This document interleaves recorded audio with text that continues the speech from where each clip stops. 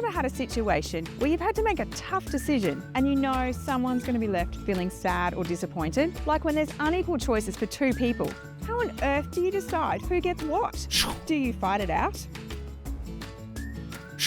Do you do scissors, paper, rock?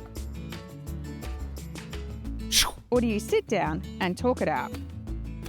In today's story, we see a situation where two family members began to have some conflict between their workers. After God had led Abram and his nephew Lot into a new land, things started out really well and they were flourishing in this new land. But over time, the number of sheep grew and everything multiplied until there was not enough room for them to be in the land together, and their workers began to fight. Instead of joining the fight, Abram was wise enough to choose peace and love instead. He took Lot aside and suggested that there was enough land for them to go their separate ways so that they could both have a different piece of land each. He said, "You go to the right, I'll go to the left. If you go to the left, I'll go to the right."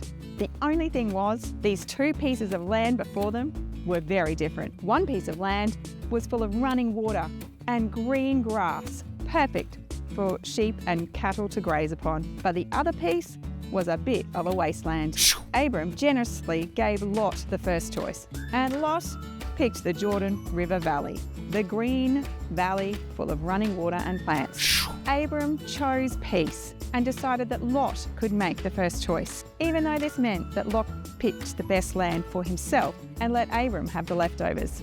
But God blessed Abram greatly. When Abram got to this wasteland, God spoke to him and said, "All the land you see before you, to the north, to the south, to the east and the west, it shall be given to you and your offspring."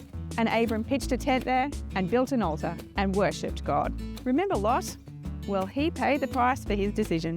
The land that he picked was right near an evil city, full of people who were sinning against God.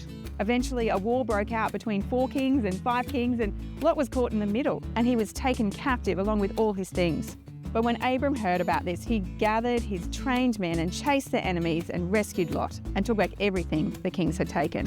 Although there had been disagreements between their people, Abram constantly poured out peace and love towards his nephew Lot. And many, many years later, Jesus was born into Abram's family. And Jesus poured out love and peace between God and us. Jesus chose to put aside what was unfair, and he paid the price so that we could genuinely experience God's love. So the next time you're faced with a bit of a conflict situation, try and remember these examples and choose the most peaceful and loving option possible.